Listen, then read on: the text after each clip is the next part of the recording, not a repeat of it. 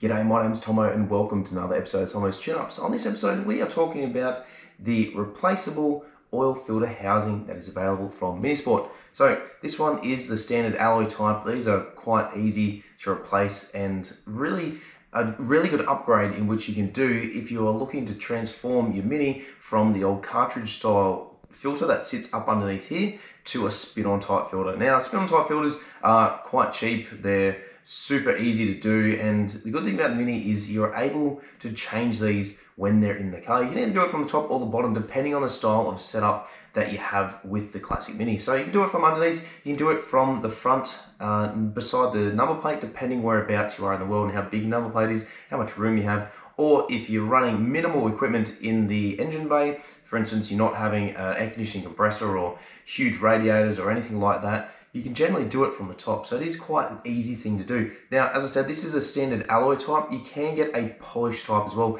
It does look quite nice when you do have a bit of bling on the engine. If you've seen the episode I did where we built the 1275, we actually put the super shiny piece on there, and it just helps to stand out just a little bit. It's not something that is super crucial that you need something really fancy, but if you're looking at something to upgrade, you can just get these. Now, it is important as well to make sure that you do replace the two studs in here, along with the gasket that sits behind here, and get the oil line fitting adapter that sits inside here. So where the oil pipe runs from the engine block all the way down to here, you do need a fitting here and at the other end of the pipe. So if you want to upgrade that pipe, you can at the same time.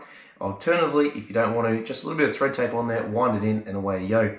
As I said, screw and type filter, super easy, super common. I think they're literally like $5 or $6 you can buy from Super Cheap Auto, or best case, you can buy them from Minisport as a bit of a kit. So yeah, definitely worthwhile upgrading if you're looking to transform your Mini from a cartridge type to a spin-on type filter.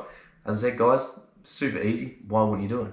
Thanks for watching. Make sure to check out the full range at minisport.com.au, and we'll see you right here on another episode of Tomo's Tune-Ups.